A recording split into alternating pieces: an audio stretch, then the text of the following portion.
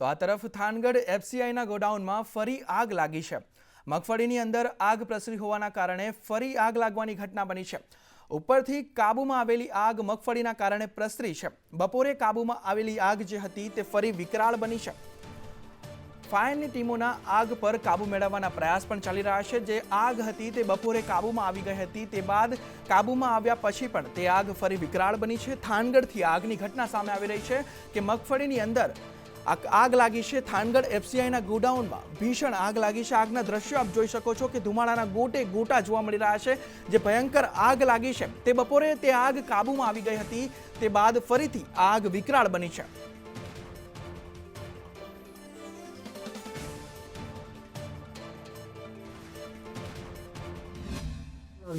ચોરી ન થાય, સિક્યોરિટી રાખવી, આ બધી જ કાળજી રાખવી એ ગોડાઉનના માલિકની, એના માટે એને ભાડું ઊંચું આપવામાં આવે છે। જ્યારે પહોંચ મળી જાય મંડળીને એટલે સંપૂર્ણ જવાબદારી ગોડાઉનની ગણાય છે। એટલે ગોડાઉનના કોઈ કીપર હોય કે ગોડાઉન સાથે સંકળાયેલા હોય, જે કોઈ અધિકારી હોય, એના પ્રત્યે પૂરી કાળજીપૂર્વક તપાસ એની થવી જોઈએ, જેથી કરીને સત્ય શું છે બહાર આવે, અથવા તો આવા ચોર લોકો હિંમત કરે છે। એટલા માટે મારી માગણી છે કે આ ગોડાઉનમાં જે કાંઈ સત્ય છે એ બહાર આવવું જોઈએ। તો મગફળી ગોડાઉનમાં આગ મુદ્દે પાલ આંબલિયાની પ્રતિક્રિયા પણ સામે આવી છે। તેઓએ કહ્યું કે ભ્રષ્ટાચારને છુપાવવા માટે સરકારના મળતિયાઓ આગ લગાવે છે।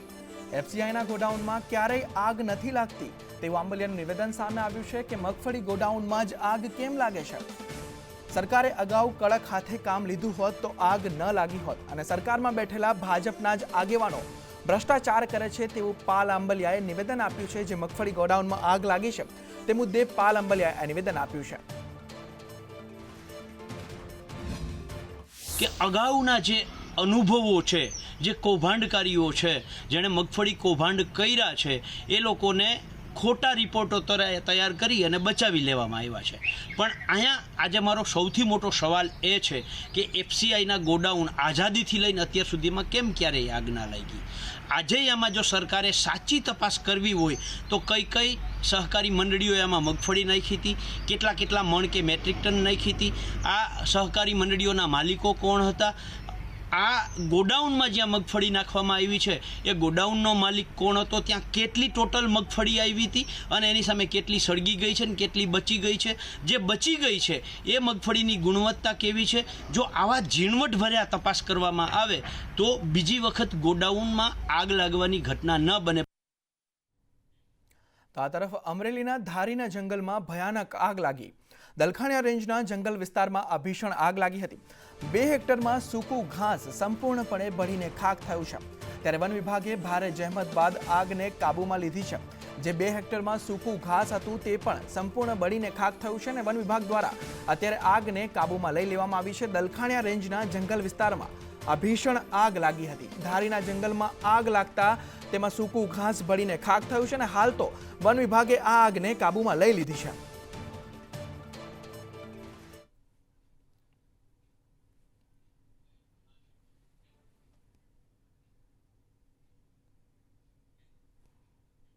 તો આ તરફ કચ્છના આદિપુરમાં ગૌશાળામાં આગ લાગવાની ઘટના બની હતી। કામધેનુ ગૌશાળાના ઘાસચારામાં આગ લાગી છે। ફાયરનો આગ પર કાબુ મેળવવા પ્રયાસ પણ ચાલી રહ્યો છે। ત્યારે આદિપુરના કામધેનુ ગૌશાળામાં આગ લાગવાની ઘટના સામે આવી રહી છે। ત્યારે ફાયર વિભાગ અત્યારે આગ પર કાબુ મેળવવા પ્રયાસ હાથ ધર્યો છે। આગના દ્રશ્યો પણ આપ જોઈ શકો છો કે ધુમાડાના ગોટે ગોટા જોવા મળી રહ્યા છે। કચ્છના આદિપુર ગૌશાળામાં આ આગ લાગી છે। જે આદિપુર છે તે આદિપુરમાં ગૌશાળામાં આગ લાગવાની ઘટના બની છે અને ફાયર વિભાગ હાલ આગ પર કાબુ મેળવવા પ્રયાસ હાથ ધરી રહી છે। ત્યારે જે આગ લાગવાની ઘટના છે તેની પાછળનું કારણ પણ અત્યારે અકબંધ છે કે કયા કારણોસર આ આગ લાગી હતી।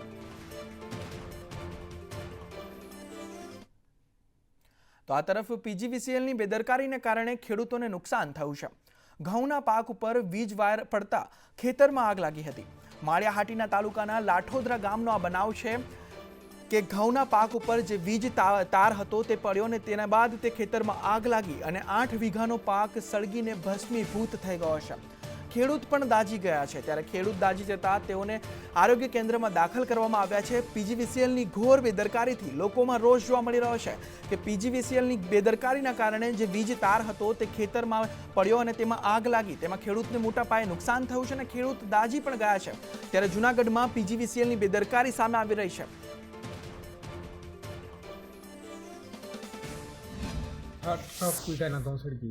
क्या कारण है सड़े गया हो એવું લાગે છે? બાજુવાળાના લગભગ કદાચ એનું કહેવાનું એમ છે કાંઈ શોર્ટ સર્કિટ થઈ તારની, બરાબર, એના ખેતરમાંથી સળગીને સીધો અમારા ખેતરમાં આવ્યો। આ બાબતમાં મેં સાહેબને સવારે 10-11 વાગ્યા આસપાસ ફોન કર્યો હતો, સ્પાર્કિંગ થાય તમે લાઇટ બંધ કરી દીધી, તો અમે આ પૈસા માનમાં ટ્રેક્ટર હરગી જાત, હું હરગી જાત।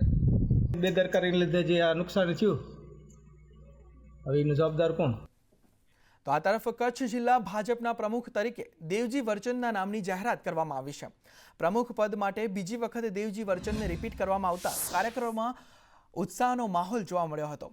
ભાજપના કાર્યકરોએ ફુલહાર અને શાલ ઓઢાવી નવનિયુક્ત પ્રમુખનું સન્માન કર્યું હતું। એક બધા જ કાર્યકર્તાઓ સાથે મળીને જે કંઈ ખૂટતી કડીઓ છે એ જિલ્લાના વિકાસની હોય, સંગઠનની હોય, સૌ સાથે મળીને એક સારું એક આદર્શ કામ કરવા માટે સૌ બધા સાથે મળીને કામ કરશું। સંગઠન ભારતીય જનતા પાર્ટીનું હંમેશા મજબૂત જ રહ્યું છે, પણ સતત એમાં નવા લોકો આવે, મારી ખાસ પ્રાથમિકતા એવી રહેશે।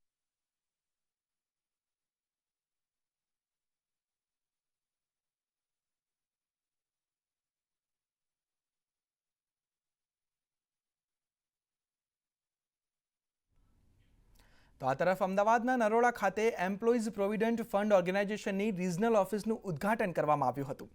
ઈપીએફઓ ભવનના ઉદ્ઘાટનમાં કેન્દ્રીય મંત્રી મનસુખ માંડવિયા વર્ચ્યુઅલ જોડાયા હતા। આ ઓફિસ ગુજરાતના 8 જિલ્લામાં સેવા આપશે, જેમાં 8,000 સંસ્થાના 5 લાખ પીએફ મેમ્બર અને 45,000 પેન્શનર્સને સારી સુવિધા મળવાપાત્ર થશે।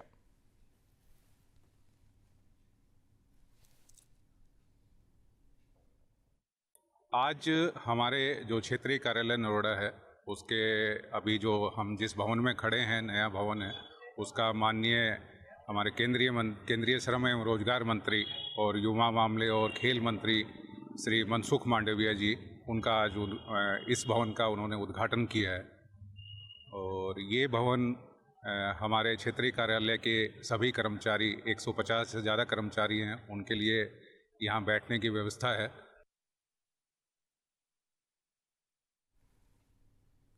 તો આ તરફ જયંતિ રાજકોટિયા બન્યા મોરબી જિલ્લા ભાજપ પ્રમુખ। જિલ્લા ભાજપના આગેવાનો દ્વારા તેમનું સન્માન કરવામાં આવ્યું। જયંતિભાઈ વર્ષોથી ભાજપ સંઘ સાથે જોડાયેલા છે। પ્રમુખ બન્યા બાદ જયંતિ રાજકોટિયાનું નિવેદન સામે આવ્યું છે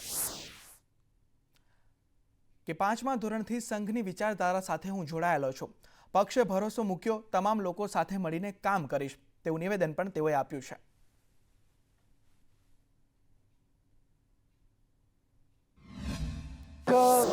કાર્યકર્તાની અને પક્ષની એક પદ્ધતિ છે કે દર 3 વર્ષે કાર્યકર્તાઓને નવી જવાબદારીઓ સોંપતા હોય છે।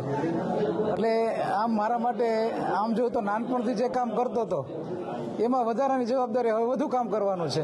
મોરબી જિલ્લા ભાજપ તરીકે જે જવાબદારી સોંપી છે તો એક કાર્યકર્તાને સાથે રાખી અને મોરબી જિલ્લાને જે અપેક્ષા છે એના કરતાં પણ વધુ સારું કામ કરી બતાવીશું।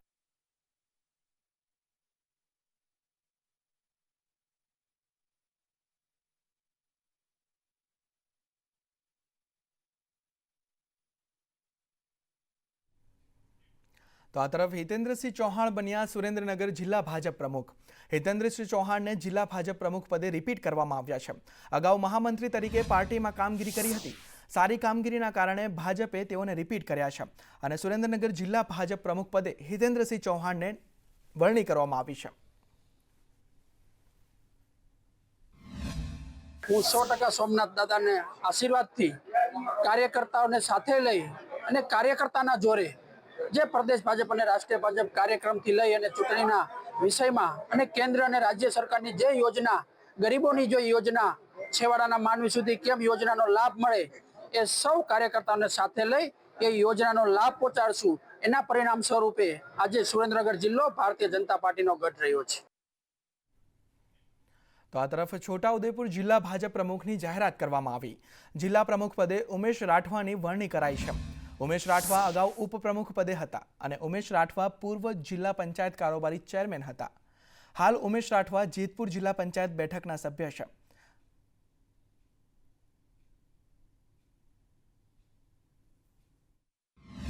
ઉમેશભાઈ, આજે તમારી ભાજપ સંગઠનના પ્રમુખ તરીકે વરણી કરવામાં આવી છે, શું કહેશો? સંગઠન પર્વ 2024 ભારતીય જનતા પાર્ટી સમગ્ર દેશની અંદર નવું સંગઠન બનાવે છે એની પ્રક્રિયાના ભાગરૂપે ગુજરાત પ્રદેશની અંદર પણ વરણી કરી છે. એ હું ખૂબ ખૂબ આભાર માનું છું અને પાર્ટી વધુ મજબૂત બને આ જિલ્લાની અંદર એ પ્રકારનું સાથે રહીને કામ કરીશું. દરેક બૂથની અંદર ભારતીય જનતા પાર્ટી અત્યારે જે છે એના કરતાં પણ વધારે મજબૂત બને એ માટે અમે સાથે રહી પ્રવાસ કરી આખા જિલ્લાની અંદર દરેક બૂથ સમિતિને મજબૂત બનાવવાનું કામ કરીશું. અમિત પટેલ, સંદેશ ન્યૂઝ, છોટાઉદેપુર. તો આ તરફ બાવળા નગરપાલિકામાં ભાજપમાં ભડકો થયો. ચૂંટાયેલા 14માંથી 6 પ્રતિનિધિઓ ગેરહાજર રહ્યા અને પદગ્રહણ સમારોહમાં 6 કોર્પોરેટર નારાજ જોવા મળ્યા છે. યોગ્ય પદ ન મળતા કોર્પોરેટરમાં નારાજગી જોવા મળી છે.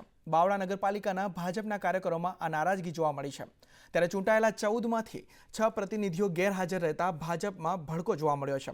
ત્યારે યોગ્ય પદ ન મળતા કોર્પોરેટરોમાં નારાજગી જોવા મળી રહી છે. કુપોષિત બાળકો અંગે મહેશ કસવાલાનું નિવેદન સામે આવ્યું છે.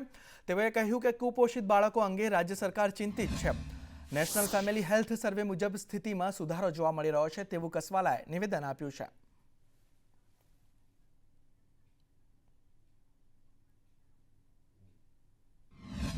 એ પ્રકારે નેશનલ ફેમિલી હેલ્થ સર્વે 19-20નો આવ્યો તો એના કરતાં હાલની સ્થિતિએ જાન્યુઆરી 2025ની સ્થિતિએ જે આપણું પોષણ ટ્રેકર છે રાજ્ય સરકારનું, એના દ્વારા જો એને ટ્રેકિંગ કરીને જોઈએ તો જે 39% કુપોષિત બાળકો હતા એમાંથી આજે 20% સુધારો થયો છે. 20% બાળકો આજે કુપોષિત છે, અતિ કુપોષિત, જેને અતિ ઓછા વજનવાળા છે. અને કહેવું જોઈએ મારે કે રાજ્ય સરકારના અનેક પ્રયાસો, અનેક યોજનાઓને આધારે 19%નો નોંધપાત્ર વધારો એ દેશની અંદર ગુજરાત કરી શક્યું છે. તો આ તરફ પાટડીમાં સફાઈ કામદારોના મોત પર એમએલએનું નિવેદન સામે આવ્યું છે. દસાડા ભાજપ ધારાસભ્ય પી.કે. પરમારનું નિવેદન સામે આવ્યું છે. તેઓએ કહ્યું કે અંબિકા કંપનીને કોન્ટ્રાક્ટ અપાયો હતો. 2 સફાઈ કામદારના મોત મુદ્દે નગરપાલિકા સંવેદનશીલ છે. કોન્ટ્રાક્ટર સહિત 3 વિરુદ્ધ ફરિયાદ થઈ છે અને નગરપાલિકાએ સુપ્રીમ કોર્ટના આધારે વળતર ચૂકવ્યું છે. 36 લાખ રૂપિયાનું વળતર ચૂકવવામાં આવ્યું છે.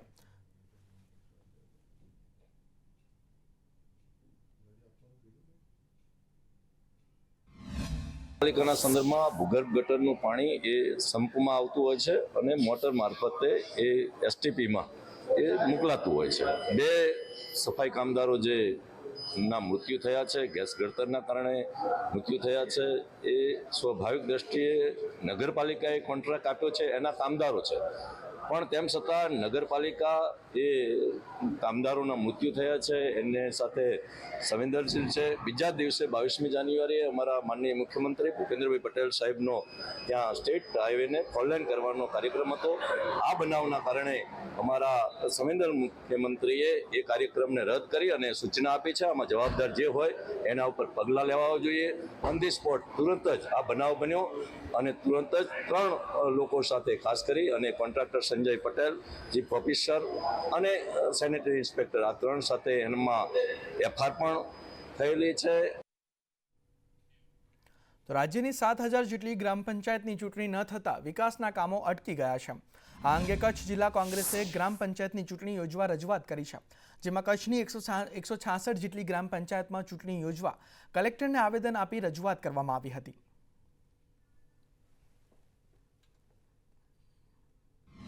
ગુજરાતભરની 7000 અને કચ્છની 166 ગ્રામ પંચાયતોની અંદર છેલ્લા 4 વર્ષથી જે ચૂંટણી નથી થઈ અને લોકશાહીના ડબે જે લોકપ્રતિનિધિ તરીકે સરપંચ ચૂંટાવા જોઈએ જે જગ્યાઓ ખાલી પડી છે અને અત્યારે વહીવટદારનું શાસન છે. વહીવટદારના શાસનમાં વહીવટદાર લોકલ જગ્યાના ન હોવાના કારણે વિકાસના કામોમાં કંઈક અડચણો ઊભી થાય છે કે વહેલામાં વહેલી તકે આ ચૂંટણીઓ યોજાય. તો આ તરફ બોટાદમાં હત્યાના આરોપીઓને આજીવન કેદની સજા ફટકારવામાં આવી છે. બોટાદ ડિસ્ટ્રિક્ટ એન્ડ સેશન્સ કોર્ટે આ સજા ફટકારી છે. ઇરફાન વડદરિયાની હત્યા કરવામાં આવી હતી, જે ઇરફાન વડદરિયા છે તેમની હત્યા કરવામાં આવી હતી. તે હત્યા કરનાર 3ને આજીવન કેદ ફટકારવામાં આવી છે. પરવેઝ ભાસ, જાવેદ ભાસ અને અનીશ ભાસને આજીવન કેદ ફટકારવામાં આવી છે. ઇરફાનની 2018માં 3 આરોપીઓએ હત્યા કરી હતી. તે મુદ્દે કાર્યવાહી કરવામાં આવી છે અને આજીવન કેદ ફટકારવામાં આવી છે.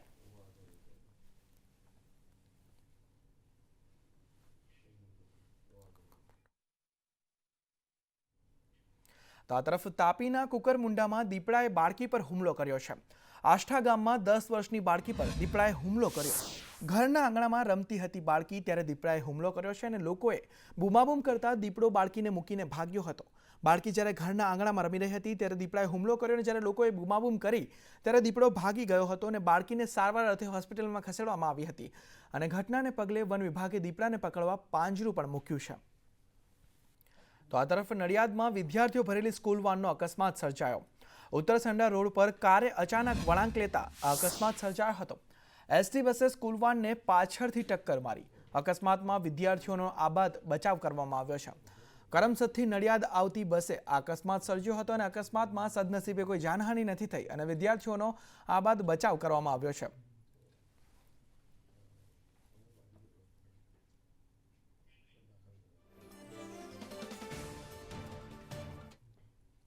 તો આ તરફ ગીર સોમનાથના કોડીનારમાં ખનીજ ચોરી ઝડપાઈ છે.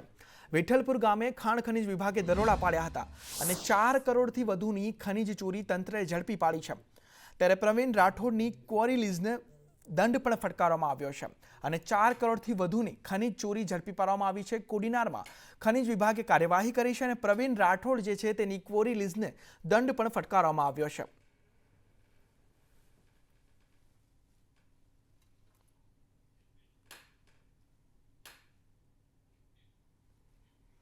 તો આ તરફ વિછિયામાં પીજીવીસીએલના અધિકારીને લાફો માર્યો. પોલીસની હાજરીમાં નાયબ ઇજનેરને લાફો માર્યો છે. હિતેશ ગાબુ નામના વ્યક્તિએ આ લાફો માર્યો. અગાઉ ઇજનેરે ચેકિંગમાં ગેરરીતિ પકડતા બબાલ થઈ હતી અને તે મુદ્દે હિતેશ ગાબુ નામના વ્યક્તિએ લાફો માર્યો છે. ખોટી રીતે બિલ આપ્યાનું કહી ઇજનેરને અપશબ્દો પણ કહ્યા હતા. આજે પોલીસ સ્ટેશનમાં બોલાવતા ઇજનેરને લાફો મારી દીધો.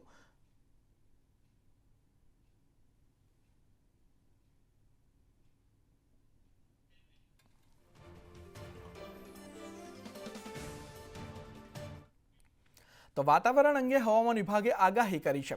ઉત્તર પૂર્વના પવન ફૂંકાતા તાપમાન ઉંચકાશે.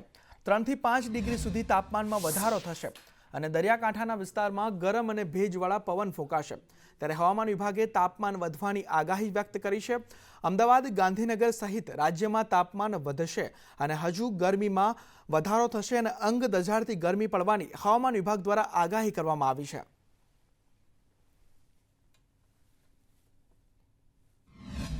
आने वाला अगले 7 दिन तक मौसम शुष्क रहेगा, ड्राई रहेगा और जो उच्चतम तापमान है इसमें और लघुतम दोनों तापमान में बढ़ोतरी रहेगा. ग्रेजुअल राइज होगा 3 से 5 डिग्री सेंटीग्रेड अगले 5 दिन तक. अभी जो हमारा तटीय क्षेत्र है साउथ गुजरात रीजन और जो सौराष्ट्र कच्छ की उसमें हॉट एंड ह्यूमिड वेदर का भी पूर्वानुमान हम लोग डे 4 एंड डे 5 में दे रहे हैं. 9 मार्च एंड 10 मार्च को हम लोग हॉट एंड ह्यूमिड जो डिस्कम्फर्ट फील होता है वो फील होने का पूर्वानुमान दे रहे हैं. તો ગુજરાતમાં હાલ બેવડી ઋતુ અનુભવાઈ રહી છે. સવારે ઠંડી અને બપોર બાદ ગરમીનો અનુભવ થઈ રહ્યો છે. આ બદલતા વાતાવરણના કારણે વડોદરામાં રોગચાળો પણ વકર્યો છે. શહેરમાં 48 કલાકમાં તાવના 800 દર્દીઓ નોંધાયા છે. તો એસએસજી હોસ્પિટલમાં છેલ્લા 2 દિવસથી રોજની 1700 દર્દીઓની ઓપીડી નોંધાઈ છે. આ સાથે શંકાસ્પદ ડેન્ગ્યુના 31 કેસ, શરદી, ખાંસી, તાવ, મેલેરિયાના સહિતના 1500 દર્દીઓ નોંધાયા છે.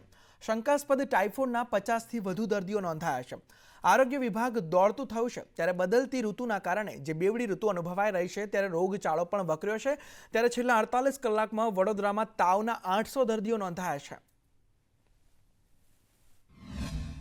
વાતાવરણમાં અચાનક પલટો આવ્યો છે અને ફરીથી ટેમ્પરેચર ડાઉન જઈ રહ્યું છે. ઠંડીની સિઝન છે પણ સાથે સાથે બપોરે ગરમી પણ, એટલે એમ ડબલ ઋતુ હોય. આ ગાળા દરમિયાન શરદી, ખાંસી જેવા વાયરલ ઇન્ફેક્શનના કેસીસ નોંધાતા જ હોય છે. તો એ પ્રમાણે એસએસજી હોસ્પિટલ ખાતે પણ શરદી ખાંસીના કેસોમાં વધારો થયેલ જોવા મળે છે. અહીં રોજની અત્યારના સંજોગોમાં 1300થી 1500ની એવરેજ ઓપીડી હતી, જે હાલમાં 1500થી 1700ની ઓપીડી નોંધાઈ. છેલ્લા 2 દિવસથી રાજ્ય સહિત વડોદરા શહેરમાં બેવડી ઋતુનો અનુભવ થઈ રહ્યો છે અને આ બેવડી ઋતુને કારણે હાલ રોગચાળો વકર્યો છે. વડોદરા શહેરમાં પણ વાતાવરણમાં પલટો આવ્યો છે છેલ્લાથી, તેના કારણે રોગચાળો હાલ વકર્યો છે. છેલ્લા 48 કલાકમાં તાવના 800 જેટલા દર્દીઓ અહીંયા નોંધાયા છે. શંકાસ્પદ ડેન્ગ્યુના 31 જેટલા કેસ નોંધાયા છે. શરદી, ખાંસી અને તાવ જેવા જે રોગના લક્ષણો છે તેવા દર્દીઓ હાલ વધુ આવી રહ્યા છે અને તેના કારણે ઓપીડી ખાતે અહીંયા કતારો છે. એટલે મેલેરિયાના લક્ષણો સહિતના 1500 જેટલા દર્દીઓ ફક્ત 48 કલાકમાં નોંધાયા છે. સાથે જ શંકાસ્પદ ટાઇફોઇડના 50થી વધુ દર્દીઓ સરકારી ચોપડે નોંધાયા છે. એટલે કે જો ખાનગી હોસ્પિટલોના આંકડા મેળવીએ તો આ આંકડો વધુમાં વધુ હોઈ શકે છે, પરંતુ હાલ જે બેવડી ઋતુ છે તેના કારણે ઓપીડી પર લાંબી લાઈનો જોવા મળી રહી છે. કેમેરા પર્સન નિકેશ વળન સાથે કુણાલ શર્મા, સંદેશ ન્યૂઝ, વડોદરા. તો આ તરફ હળવદ માર્કેટ યાર્ડમાં રાય અને રાયડાની આવક શરૂ થઈ જવા પામી છે, પરંતુ ખેડૂતોને પોષણક્ષમ ભાવો ન મળતા ખેડૂતોએ હોબાળો કરી હરાજી બંધ કરાવી અને જય જવાન જય કિસાનના નારા લગાવ્યા હતા. હરાજીમાં ખેડૂતોને 1000ના આસપાસના ભાવો મળતા તેઓ નિરાશ થયા હતા. ખેડૂતોને 1200થી 1300 રૂપિયા સુધીનો ભાવ મળે તો પોસાય તેમ છે. હાલ માર્કેટ યાર્ડમાં 30,000 મણ રાય અને રાયડાની આવકની સાથે જીરું 30,000 મણ અને 20,000 મણ ધાણાની આવક થઈ છે.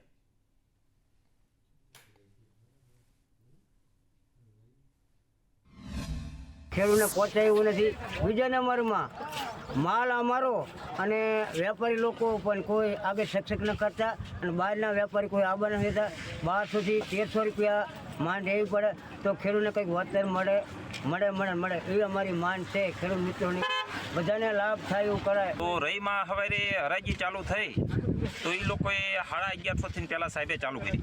તો વેપારી લોકો એવું બોલ્યા કે ના ભાઈ અમને એ ભાવ ન પહોંચતો, તો એ લોકોએ ડાયરેક્ટ 1000થી ચાલુ કરાવી તો એમને પાછું પહોંચાડો. તો 1000થી ચાલુ કરવામાં વેપારીનું એ સાહેબ માની ગયા. પછી ખેડૂતે એવી માંગ કરી કે ભાઈ નહીં 1000થી નહીં 1150થી ચાલુ કરો. તો અમારું કોઈ સાંભળ્યું નહીં અને એ હારો મારો મોલ બધો એક જ ગાડીમાં પાલો કરીને ભરી દે. એમને પાછો 1500નો બની જાય માલ, 1100નો હોય 1000નો હોય, એમને પોવાય. અમારું કોઈ સાંભળવા રાજી નથી. રહી લઈને આવ્યો છું, 1000 રૂપિયા ભાવ પાડ્યા તો સાહેબને કંઈ આવા 1000 રૂપિયા પહોંચાય એવું જ નથી ખેડૂતને. અને મારી માંગ એવી છે 1200થી 1250 ભાવ રહેવા જ જોઈએ, બધા ખેડૂત મળવા જ જોઈએ. એક ખેડૂતને મળે ને એકને ન મળે, આવા ભાવ પહોંચાતા જ નથી. તો આ તરફ ગોંડલ માર્કેટિંગ યાર્ડમાં લાલ મરચાની બમ્પર આવક થઈ. અંદાજે 80,000થી વધુ બોરી મરચાની આવક થઈ, ત્યારે હરાજીમાં 20 કિલોના 1,000થી 2500 બોલાયા. યાર્ડ બહાર 2,000થી 2500 વાહનોની લાંબી કતારો પણ જોવા મળી. મરચાની મબલખ આવકથી ગ્રાઉન્ડમાં જગ્યા ટૂંકી પડી.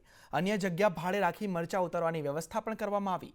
માર્કેટિંગ યાર્ડ દ્વારા મરચાની આવક બંધ કરવામાં આવી. આજે છેલ્લા 2 દિવસથી મરચાની આવક ખૂબ વિપુલ પ્રમાણમાં થઈ રહી છે.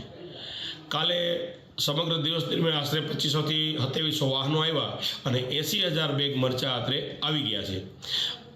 એક દિવસ અગાઉ 2 લાખ ગુણી ધાણા પણ આવ્યા હતા. સાથોસાથ ડુંગળી, મગફળી પણ ચાલુ છે.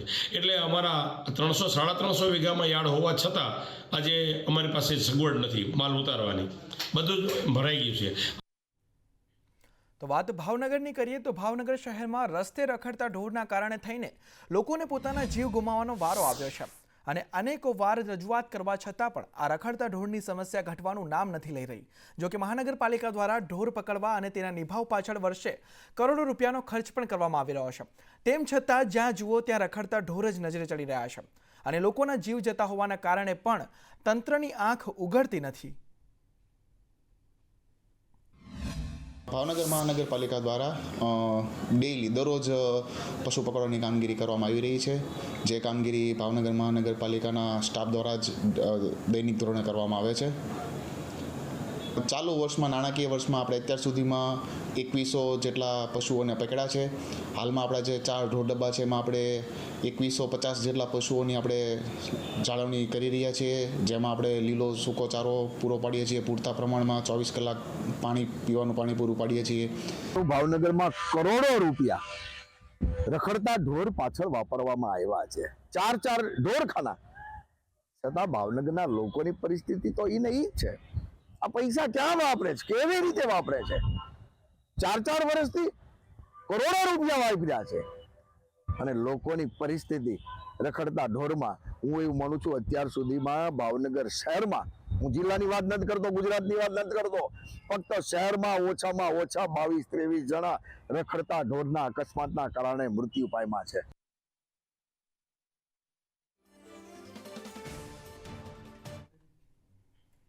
તો આ તરફ છોટાઉદેપુરમાં કલેક્ટરે આરોગ્ય કેન્દ્રમાં ઓચિંતી મુલાકાત લીધી. કલેક્ટરે પાવી જેતપુરના નાની રાસલી કેન્દ્રની મુલાકાત લીધી હતી. આ ઓચિંતી મુલાકાતમાં કોમ્યુનિટી હેલ્થ ઓફિસર ગેરહાજર જોવા મળ્યા. કોમ્યુનિટી હેલ્થ ઓફિસર દ્રષ્ટિ પ્રજાપતિને ફરજ મુક્ત કરવામાં આવ્યા. કલેક્ટરે મુલાકાત લીધી તે દરમિયાન જે કોમ્યુનિટી હેલ્થ ઓફિસર દ્રષ્ટિ પ્રજાપતિ હતા તે ગેરહાજર હતા અને તેને લઈ તેમને ફરજ મુક્ત કરાયા છે. હેલ્થ ઓફિસરને ફરજ મુક્ત કરાતા ગુલ્લીબાજ કર્મીઓમાં હાલ ફફડાટ ફેલાયો છે. જેતપુર તાલુકાના સુસ્કલ પીએચસીના નાની રાસલી સબ સેન્ટર કે જેને હાલમાં આયુષ્માન આરોગ્ય મંદિર તરીકે ઓળખાય છે ત્યાંના CHO દ્રષ્ટિબેન પી પ્રજાપતિ કલેક્ટર સાહેબની વિઝિટ દરમિયાન એમની ફરજ પર હાજર જોવા મળ્યા નહોતા અને ગેરહાજર હતા. એમને તાત્કાલિક એક્શન લેતા ગઈકાલે જ એમને ફરજ પરથી મુક્ત કરવામાં આવ્યા હતા. તો વાત રાજકોટની કરીએ તો રાજકોટની પોપ્યુલર સ્કૂલમાં પરીક્ષામાં ચોરીનો આક્ષેપ ઉઠ્યો અને રાજકોટ DEO કિરીટસિંહ પરમારનું નિવેદન સામે આવ્યું છે. ખાસ સ્કોડ બનાવી તપાસ હાથ ધરાઈ છે તેવું DEOએ નિવેદન આપ્યું છે અને શાળામાંથી CCTV મેળવી તપાસ શરૂ કરવામાં આવી છે. વિદ્યાર્થીઓની પૂછપરછ પણ કરવામાં આવી છે અને તપાસમાં મને કોઈ રાજકીય પ્રેશર નથી તેવું પણ DEOએ કહ્યું છે કે સરદારધામના મહિલા પ્રમુખની આ શાળા છે અને ત્યારે DEOનું આ નિવેદન સામે આવ્યું છે કે મને કોઈ રાજકીય પ્રેશર નથી. એવી કોઈ ચોરીની ઘટના અમારી સામે પ્રાથમિક તપાસમાં અત્યારે આવતી નથી, પરંતુ CCTVના વ્યુઇંગની અત્યારે કામગીરી ચાલુ છે. CCTV વ્યુઇંગ થયા બાદ જો અમને એવું જણાશે કે આ શાળાએ જો આવી કોઈ ગેરરીતિ આચરી હશે તો શાળા ઉપર અમે કડકમાં કડક કાર્યવાહી કરશું. CCTV હવે જોશું, પણ અમે જ્યારે ત્યાંના જે બીજા અન્ય વિદ્યાર્થીઓ છે કે ત્યાંનો અમારો સરકારી પ્રતિનિધિનો સ્ટાફ છે, આ તમામ સરકારી પ્રતિનિધિ અને અમારા સ્ટાફને અને એને પૂછવામાં આવ્યું. સરકારી પ્રતિનિધિશ્રી અમારા ત્યાં અવેલેબલ જ હતા અને એમનું પણ એવું જ કહેવાનું છે કે આવી કોઈ ઘટના અમારા ધ્યાનમાં આવી નથી કે કોઈ ચોરી કરાવતું હોય એવું કશું દેખાણું નથી. તો આ તરફ સુરતમાં મહાનગરપાલિકા તંત્ર હજુ પણ કુંભકર્ણની નિંદ્રામાં છે. ઉધના રેલવે સ્ટેશન રોડ પર ખુલ્લી ગટરો જોવા મળી છે. કેદારના મોત બાદ પણ તંત્રના દાવા પોકળ સાબિત થયા છે. ખુલ્લી ગટરથી વાહન ચાલકોને અકસ્માતનું જોખમ પણ સેવાઈ રહ્યું છે. ત્યારે સ્થાનિકોએ તંત્રને અનેકવાર રજૂઆત કરી છે, તેમ છતાં તંત્ર કોઈ મોટી ઘટનાની રાહ જોઈ બેઠું હોય તેવી સ્થિતિ જોવા મળી રહી છે. કેદારના મોત બાદ પણ સુરત મહાનગરપાલિકાનું તંત્ર સુધરવાનું નામ નથી લઈ રહ્યું. ત્યારે ઉધના વિસ્તારમાં આ પ્રકારની ખુલ્લી ગટર અત્યારે પણ જોવા મળી રહી છે. 20 ફૂટ આશરે ઊંડિયા કોટલી ગટર છે. મેઇન રોડ છે ત્યાં આગળ છેલ્લા 3 દિવસથી આ ગટર છે તે ખુલ્લી જોવા મળી રહી છે. અહીંયાથી નાના નાના બાળકો અને મોટા પ્રમાણમાં વાહન પણ પસાર થઈ રહ્યા છે. ત્યારે મહાનગરપાલિકાના તંત્રનું જે કહેવાય કે નજર નથી જઈ રહી તેને લઈને અનેક સવાલો ઉઠી રહ્યા છે. ત્યારે અહીંયાના સ્થાનિક લોકો છે તેની સાથે ભાઈ કેટલા વખતથી પડી છે ગટર? અને કહો ને આ વચ્ચે તો 1 વર્ષ જૂનું થઈ ગયું છે. આ ખાડું હતું, વચ્ચે કમ્પ્લેન કરી અમે તો આ લોકો બાંધકામ સમારકામ કર્યું, મગર આટલું કાચું કામ કર્યું છે કે હાલમાં પાછો એ તૂટી ગયું છે. કોઈ મોટી દુર્ઘટના થાય, કોઈ છોકરો પડી જાય અથવા કોઈ મોટો એક્સિડન્ટ થાય તો આની જવાબદારી કોની? આ બાબતે અમે મોકી અને લેખિત રજૂઆત કરી છે SMCમાં. SMCના અધિકારીઓ લાગતા કે એમના આંખમાં કંઈ છે કે આ લોકો ધ્યાન નથી આપતા આ બાબતે હોય તો આ લોકો તાત્કાલિક કામ કરે. અમારા ગરીબ વિસ્તાર છે અને એમને ખબર છે પરપાંચવા લઈ રહ્યા છે, એટલે કોઈ કંઈ કરશે નહીં. એટલે આવી રીતે ચાલે જ કરે છે. 4 કોર્પોરેટ ભાજપના છે, એ લોકોને પણ અહીંયા કંઈ દેખાતું નથી. ખાલી વોટ માંગ આવે છે અને આ બધું વસ્તુ એમને દેખાતી નથી. કોણ છે કોર્પોરેટર? કોણ? અહીંયા સોમનાથ મરાઠે છે અને 4 કોર્પોરેટર વિસ્તાર બહેનો BJPની જ છે. બિલકુલ સ્થાનિકોમાં પણ રોષ જોવા મળી રહ્યો છે, કારણ કે ઉધના મેઇન રોડ વિસ્તાર છે, સ્ટેશન પાસે આવેલો વિસ્તાર છે, જ્યાં આગળ આ પ્રમાણે જે ખુલ્લી ગટર છે તે જોવા મળી રહી છે. છે ત્યારે ફરીથી એકવાર સુરત મહાનગરપાલિકાના તંત્રની ગંભીર બેદરકારી સામે આવી રહી છે અને આ મોતની ગટર અત્યારે આ પ્રમાણે દેખાઈ રહી છે. મહાનગરપાલિકાના કર્મચારીઓ હોય કે અધિકારીઓ હોય, તમામ લોકો કોઈ દુર્ઘટનાની રાહ જોઈ રહ્યું તેવું સ્થાનિક લોકો જણાવી રહ્યા છે. કેમેરા પર્સન અજીત પટેલ સાથે મનીષ પરમાર, સંદેશ ન્યૂઝ, સુરત. તો અન્ય સમાચાર પર નજર કરીએ તો તાજેતરમાં રાષ્ટ્રપતિ દ્રૌપદી મુર્મુ કચ્છ જિલ્લાની મુલાકાતે આવ્યા હતા, ત્યારે વહીવટીતંત્ર દ્વારા તાબડતોબ રસ્તાઓ બનાવવામાં આવ્યા હતા। ભુજ એરપોર્ટથી પ્રિન્સ રેસિડેન્સી, કોલેજ રોડ તેમજ સ્મૃતિવન સુધી રસ્તો બનાવવામાં આવ્યો હતો, પરંતુ આ રસ્તાઓની ગુણવત્તા એટલી હલકી હતી કે માત્ર 10 દિવસના સમયમાં જ રસ્તાઓ પરનો ડામર ઉખડીને તિરાડો પડી ગઈ છે।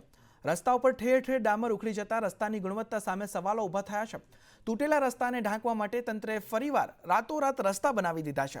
ગઈકાલે માર્ગ અને મકાન વિભાગ દ્વારા તૂટેલા રસ્તા ડામર પાથરી દીધો છે। જે તૂટેલા રસ્તા હતા તેની પર ડામર પાથરી દેવામાં આવ્યો છે અને આ રસ્તાઓ તંત્રના ભ્રષ્ટાચારનો ઉત્તમ નમૂનો બની રહ્યા છે।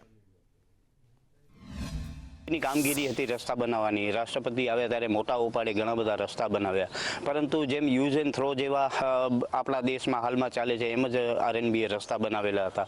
માત્ર 2 જ દિવસમાં એ રસ્તાઓ તૂટી ગયા, ડામર કાંકરી બધે અલગ પડી ગઈ। એટલે એ ખૂબ જ ગંભીર બાબત છે, કેમ કે આપણા જનતાના ટેક્સના પૈસા જો આવી રીતે વેડફાણ કરવામાં આવે, હજારો લાખો કરોડો રૂપિયાનો આવી રીતે વેડફાણ કરવામાં આવે અને એ રસ્તા 4 દિવસ બાદ ફરીથી જો બનાવવા પડતા હોય તો એ રસ્તા કેવા બન્યા હોય એની ગુણવત્તા આપણે જોવી જોઈએ। રસ્તાની કામગીરી થઈ એમાં શું ભ્રષ્ટાચાર થયો છે એ સમગ્ર શહેરે અને કચ્છની જનતાએ પણ જોયું કે એક દિવસ બનેલો રસ્તો બીજા દિવસે ઉખડી ગયો છે। બન્યો તો એ પણ ખરેખર અડધો રસ્તો બનેલો હતો, એનાથી પાછા અકસ્માત થાય એવી પરિસ્થિતિ હતી। એક દિવસની અંદર રસ્તો તૂટી ગયો, બીજા દિવસે ફરીથી બનાવવો પડ્યો। પોતાની જાતને મૃદુ અને મક્કમ કહેતી આ સરકાર ખરેખર એમના આકાઓને ખુશ કરવામાં જ મૃદુ છે અને ભ્રષ્ટાચાર કરવા માટે એકદમ મક્કમ હોય એવું આ બનાવો પરથી નક્કી થાય છે। તો વડોદરામાં સંદેશ ન્યૂઝના અહેવાલની અસર જોવા મળી।